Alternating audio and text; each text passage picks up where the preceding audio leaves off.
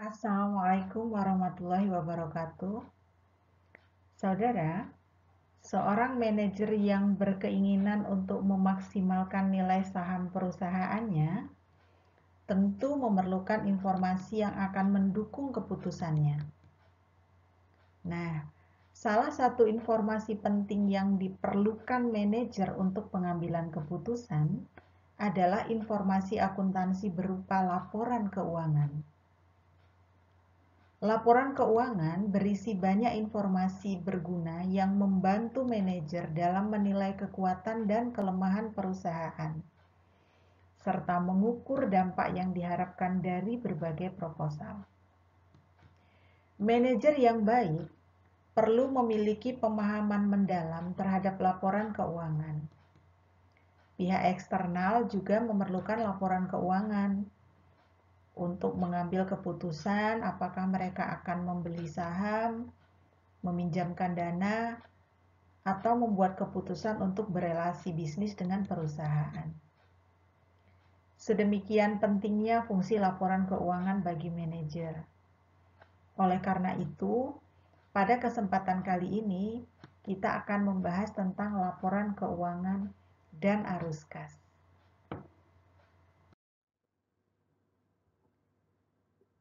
Saudara, laporan keuangan yang kita kenal selama ini terdiri dari laporan posisi keuangan. Anda sudah tahu, laporan posisi keuangan adalah laporan yang menyajikan informasi tentang aset, liabilitas, dan ekuitas pada tanggal atau saat tertentu. Laba rugi adalah laporan yang menginformasikan pendapatan, beban-beban, dan laba atau rugi selama periode tertentu. Ya, nanti akan kita bahas juga tentang laporan arus kas dan laporan ekuitas pemegang saham.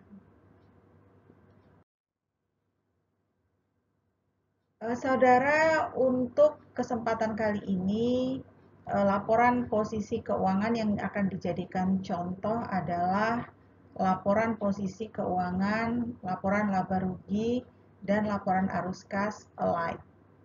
Ya, di sini disajikan dalam jutaan dolar. Sebelum kita membahas lebih lanjut seperti biasa, kita akan lihat dulu per pos, ya. Misalnya di sini kas dan setara kas. Dari 2014 ke 2015 terjadi penurunan kas dan setara kas dari 80 dolar menjadi 10 dolar. Artinya ada penurunan 70 dolar. Untuk piutang usaha terjadi kenaikan dari 315 menjadi 375. Ada peningkatan piutang usaha sebanyak 50. Kemudian untuk persediaan. Di sini juga saudara kita lihat persediaan terjadi peningkatan dari 415 ke 615. Ada peningkatan persediaan yang cukup signifikan yaitu sebanyak 200.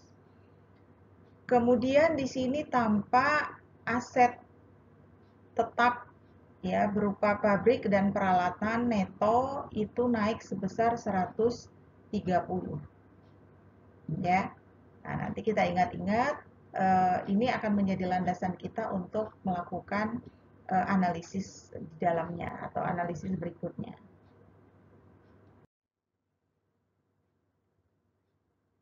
Saudara, slide tadi adalah bagian aset. Sekarang kita lihat bagian liabilitas dan ekuitas. Ternyata di sini utang meningkat sebanyak 30 dolar. Dari 30 menjadi 60. Ya. Kemudian accrual naik dari 130 menjadi 140. Wesel bayar naik dari 60 menjadi 110. Sehingga total liabilitas jangka panjang ini meningkat sebesar 90. Nah, di sini. Obligasi jangka panjang juga meningkat dari 580 menjadi 750 atau naiknya 170. Ya. Nah, di sini ada informasi untuk saham biasa, jumlahnya adalah 50 juta lembar saham. Saudara, saya ingatkan lagi bahwa angka-angka yang tertera di sini adalah angka-angka dalam jutaan dolar, ya. Kemudian di sini saudara adalah laporan laba rugi. Nah, kita perhatikan di dalam laporan laba rugi di sini penjualan meningkat dari 2.850 dolar menjadi 3.000 dolar. Ya, atau penjualan itu naik sebanyak 150 atau kalau kita persentase naiknya 5,3%. Biaya operasi juga meningkat sebanyak 119.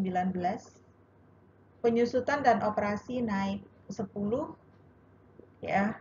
Kemudian total biaya operasi ini juga akan meningkat sebanyak 119 ya. Laba operasi atau laba sebelum bunga dan pajak di sini juga meningkat ya. Bunga meningkat sebanyak 22, laba sebelum pajak turun ya. Laba sebelum pajak justru turun. Jadi meskipun penjualan meningkat, tapi karena beban-beban meningkat, laba sebelum pajak itu justru turun dari 2014 ke 2015. Ya, turun sebanyak 7,2. Ya, kita akan lanjutkan saudara.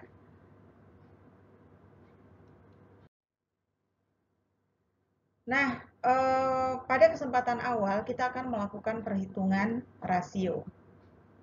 Rasionya nanti ada EPS, earning per share, rumusnya adalah laba bersih dibagi saham biasa beredar. Kemudian DPS, dividen per share, yaitu dividen dibagi saham biasa beredar. Kemudian BVPS, book value per share, rumusnya adalah total ekuitas saham biasa dibagi saham biasa beredar. Kemudian CFPS, rumusnya laba bersih ditambah penyusutan ditambah amortisasi. CFPS itu adalah cash flow per share, ya. Saudara, berdasarkan rumus tadi dan berdasarkan data yang terdapat di dalam laporan-laporan yang sudah tersaji sebelumnya, kita bisa menghitung rasio-rasio tadi, ya. Di sini untuk EPS. EPS tadi diketahui rumusnya adalah laba neto dibagi saham biasa beredar. Di dalam laporan laba rugi diketahui laba neto adalah 117.500.000. Sedangkan lembar saham-sahamnya adalah 50 juta. Ya, maka EPS-nya didapatkan 2,35. Saya ulangi, yaitu 117.500.000 dibagi 50 juta. Ya. Ini untuk tahun 2015. Untuk tahun 2014 juga caranya sama. Saudara lakukan sendiri. Kemudian untuk DPS, rumusnya tadi adalah dividen dibagi saham biasa beredar. Ya. Diketahui dari data sebelumnya bahwa dividen jumlahnya 57.500.000. Saham biasa beredar 50 juta. Maka didapatkan 1,15. Ya. Anda bisa mencoba menghitung untuk tahun 2014. Kemudian BVPS. Ya. Nah, di sini BVPS adalah total ekuitas saham biasa dibagi saham biasa beredar. Diketahui total ekuitas saham biasa dari laporan tadi adalah 940 juta. Maka caranya 940 juta dibagi 50 juta. Ya. Maka akan didapatkan 1,5. Ya. Silakan Anda coba juga untuk tahun 2014.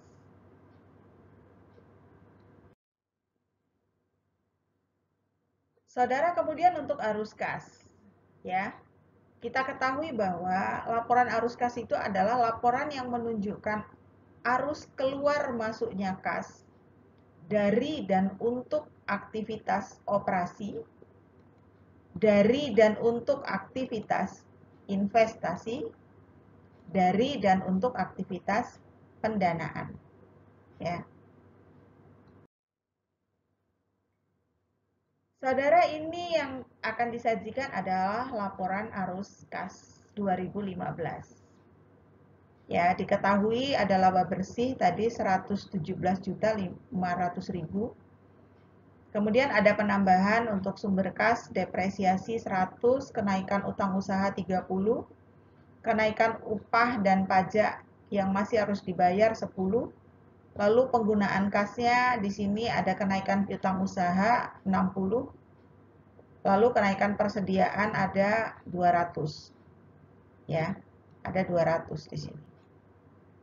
Sehingga kas bersih dari aktivitas operasi minus 2,5.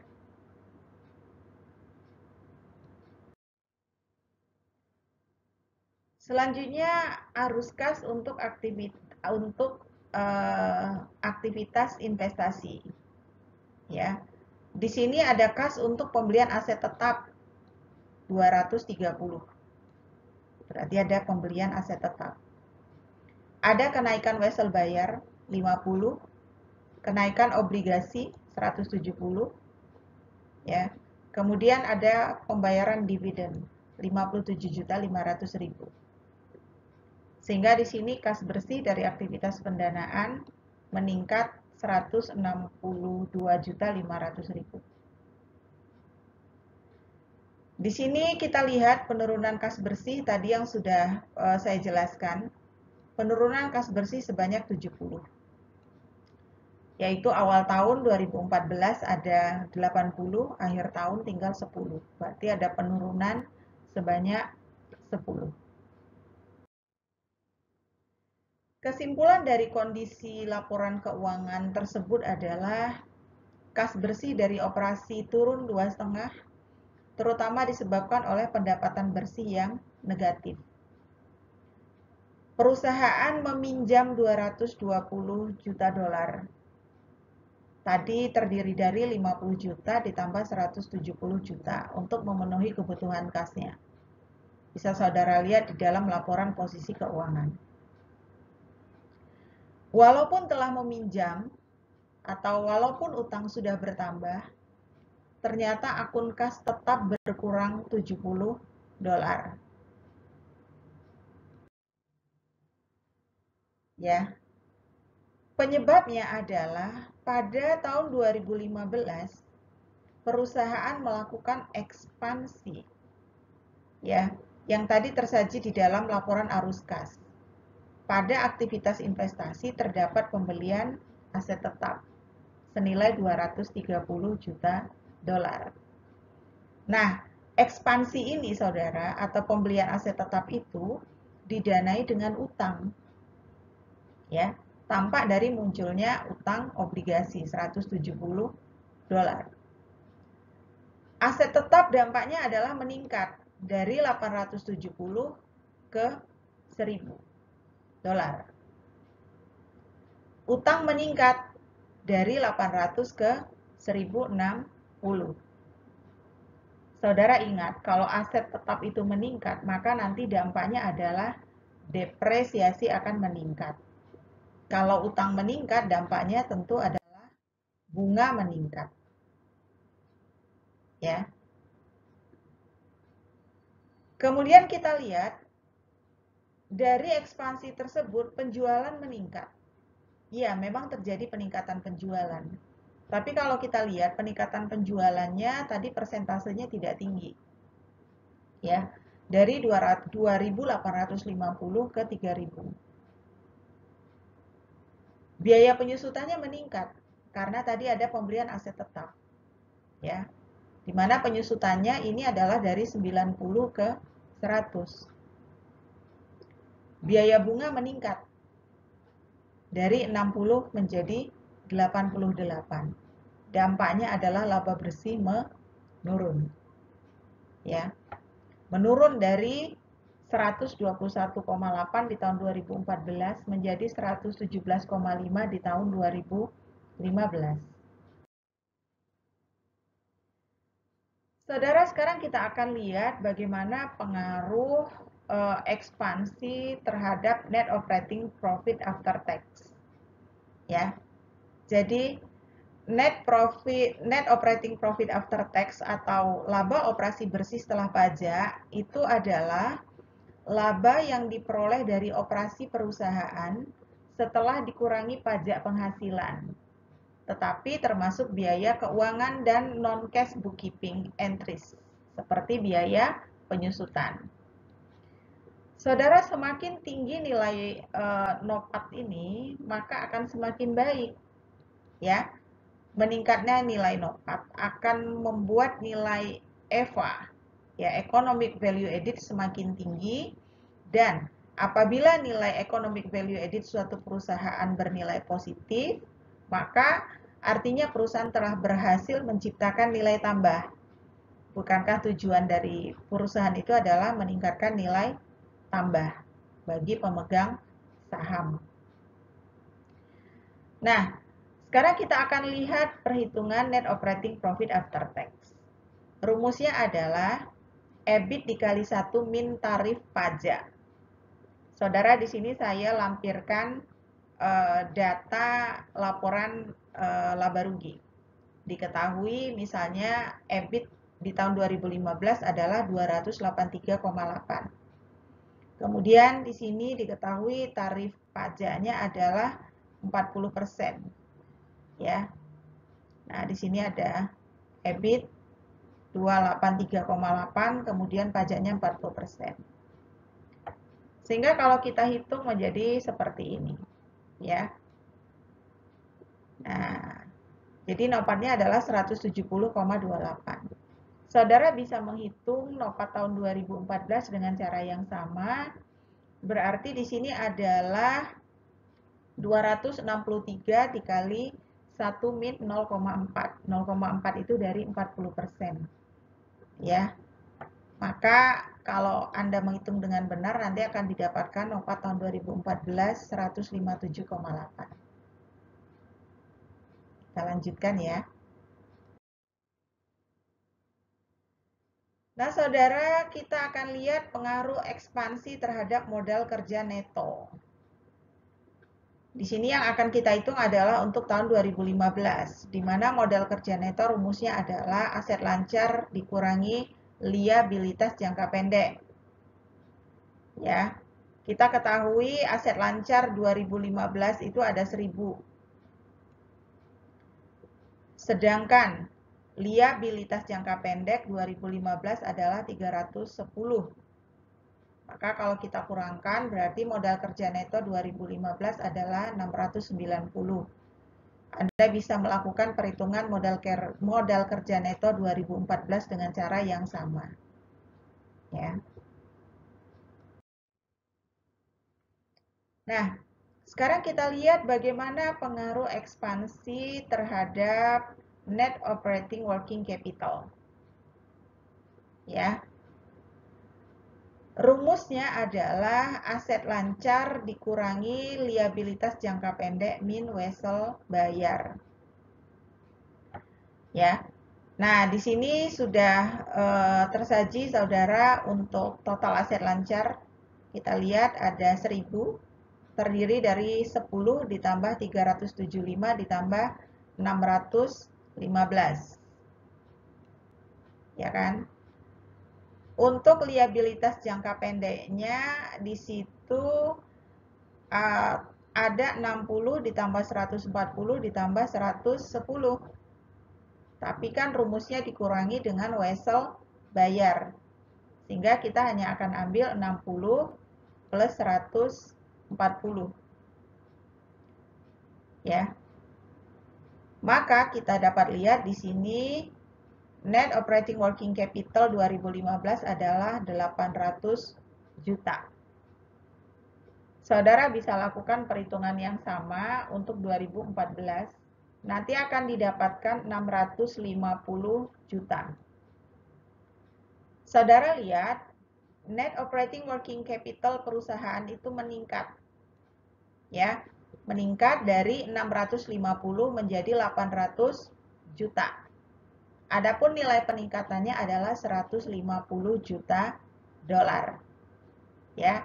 Ini penting untuk pembahasan yang berikutnya nanti saudara ketika kita mencari perubahan net operating working capital saat menghitung free cash flow.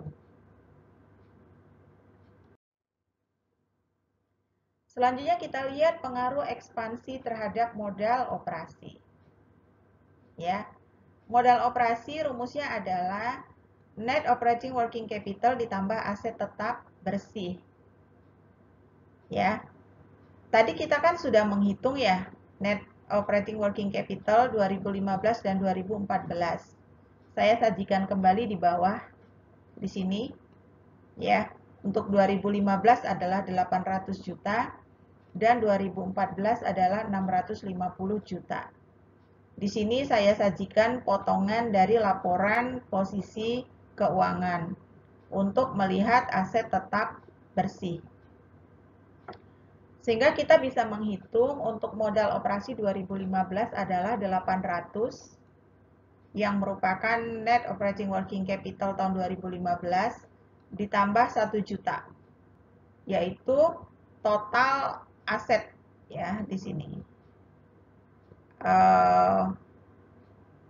Pabrik dan peralatan neto 1000.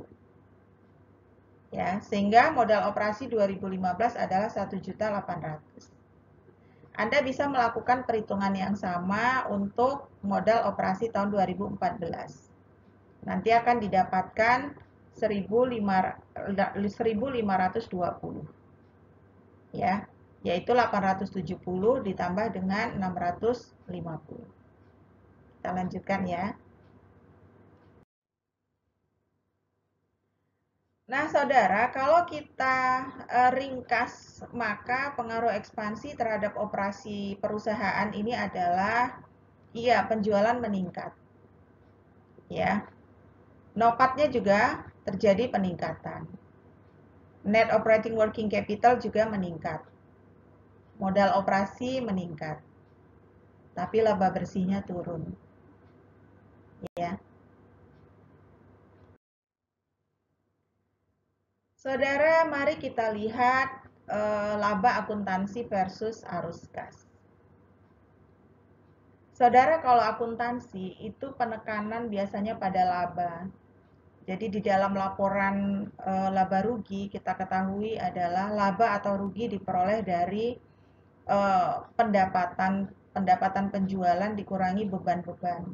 Jadi meskipun penjualan itu masih merupakan penjualan kredit, dia sudah bisa diakumulasikan sebagai pendapatan dikurangi beban, nanti akan diperoleh laba ketika pendapatan lebih besar daripada beban-beban. Tapi di dalam keuangan, fokus itu bukan pada laba, tapi fokus pada arus kas. Ya.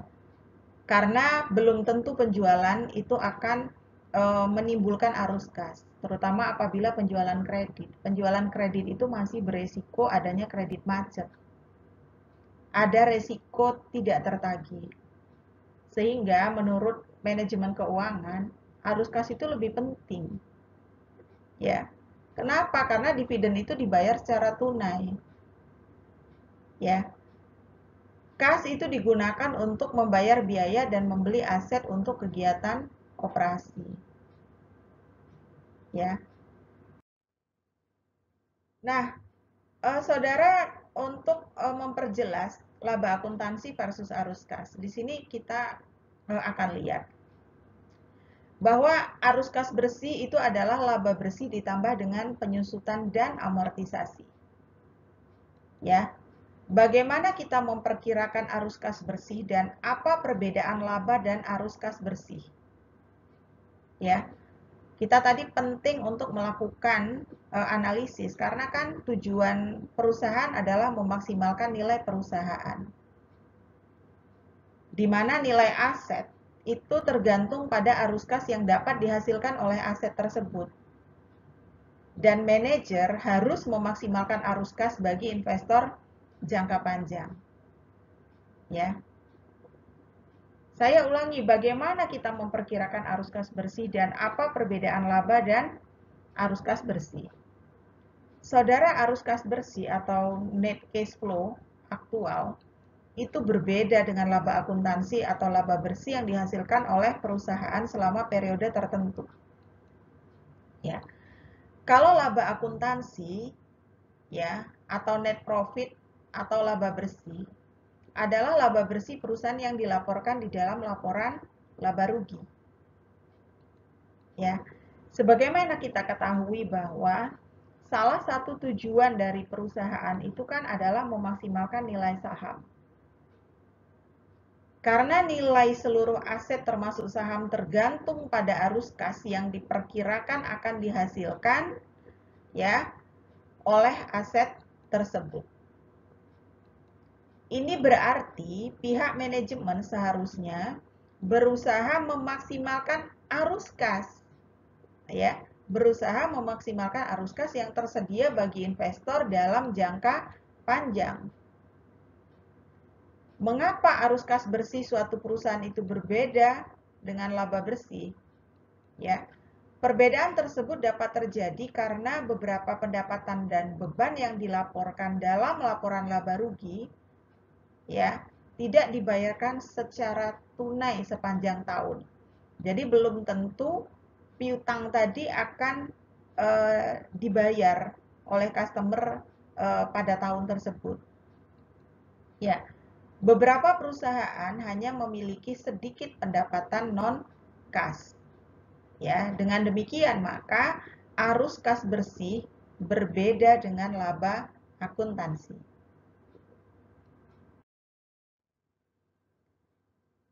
Nah, di sini arus kas bersih saudara adalah laba bersih ditambah dengan depresiasi. Ya. Jadi arus kas bersih itu adalah laba bersih ditambah depresiasi.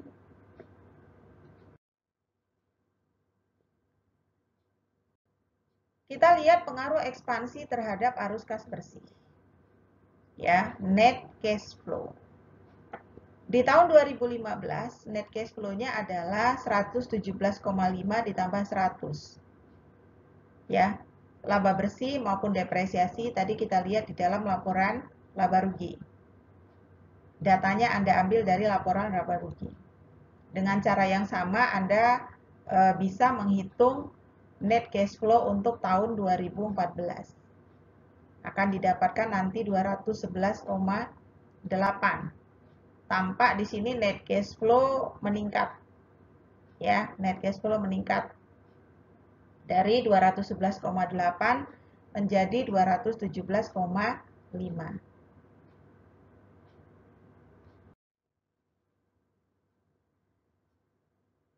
Saudara, kita lihat beban bunga versus beban operasional. Jadi beban bunga itu muncul karena kegiatan pendanaan.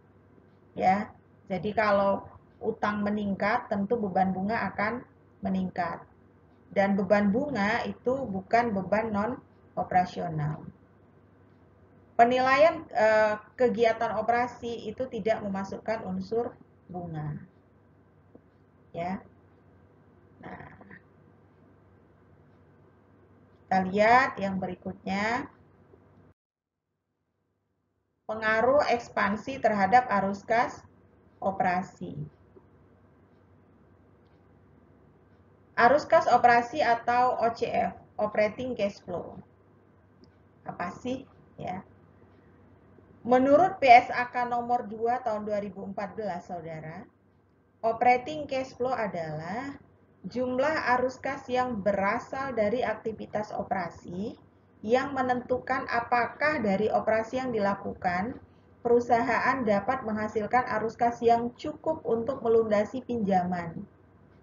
Ya, memelihara kemampuan operasi perusahaan, membayar dividen dan melakukan investasi baru. Ya. Nah, di sini untuk OCF rumusnya adalah ya, NOPAT tadi ditambah dengan penyusutan. Di sini saya sajikan kembali NOPAT 2015 dan 2014. Saya sajikan juga potongan dari laporan laba rugi. Sehingga kita bisa menghitung OCF 2015. Ya, rumusnya tadi adalah NOPAT ya. NOPAT 2015 adalah 170,28. Adapun penyusutan tahun 2015 adalah 100. Dengan cara yang sama, saudara bisa menghitung OCF untuk tahun 2014. Akan didapatkan 247,8. Berarti di sini ada kenaikan. Ya kan? Kita lanjutkan. Saudara, selanjutnya kita akan menghitung free cash flow. Ya. Jadi free cash flow disingkat FCF atau arus kas bebas adalah arus kas yang benar-benar tersedia untuk dibayarkan kepada seluruh investor. Ya, investornya boleh pemegang saham maupun pemilik utang.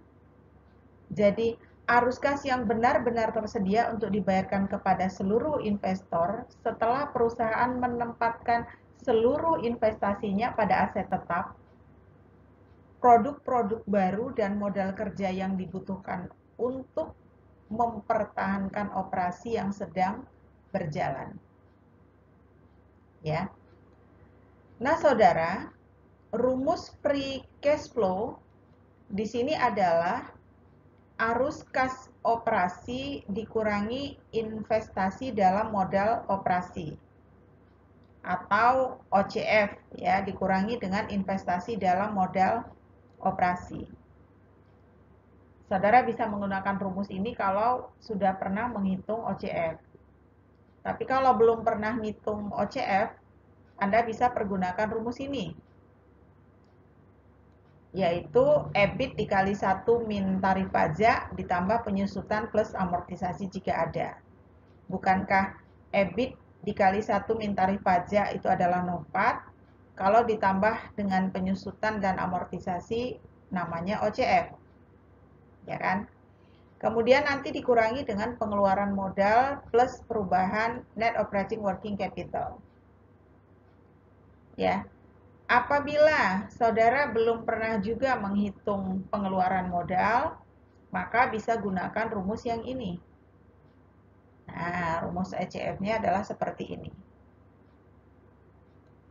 Yaitu EBIT dikali 1 min tarif pajak plus penyusutan plus amortisasi dikurangi dengan aset tetap bersih tahun T dikurangi aset tetap bersih tahun T-1 ditambah penyusutan tahun T. Lalu ditambah perubahan net operating working capital, yaitu net operating working capital tahun T min net operating working capital tahun T-1.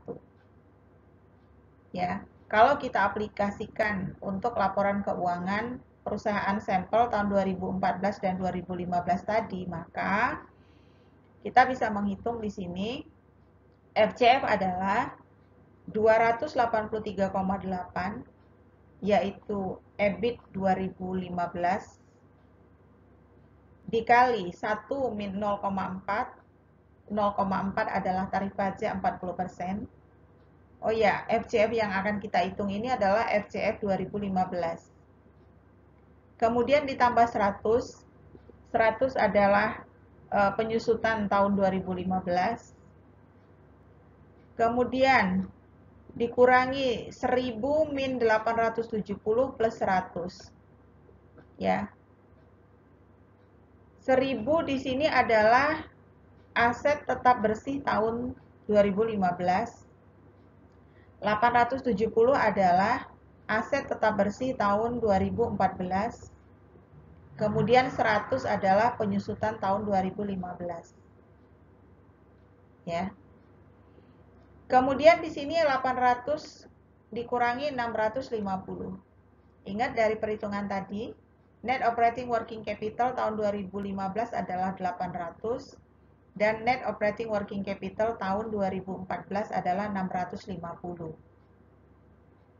Maka ini dengan sengaja saya beri font color merah ya, supaya nanti Anda menghitungnya tidak keliru. Hitunglah terlebih dahulu untuk OCF. Ya, OCF itu juga hitung terlebih dahulu NOPAT, yaitu 170,28 lalu ditambah dengan 100. Nah, seperti ini. Ya. Kemudian pengeluaran modalnya adalah 230. Yaitu aset tetap bersih tahun 2015 min aset tetap bersih tahun 2014 ditambah penyusutan tahun 2015. Ya. Kemudian perubahan net operating working capital-nya 150. Nah, kemudian kita hitung sesuai dengan kurungnya menjadi 270,28 dikurangi 380. Maka didapatkan free cash flow-nya adalah 109,7 juta dolar. Negatif ya. Ya, perhitungan yang panjang ini apabila datanya belum ada secara instan ya. Anda juga saudara juga bisa menghitung seperti ini ya. Kalau misalnya sudah diketahui modal operasi dan perubahan FCF-nya. Perubahan net operating working capital.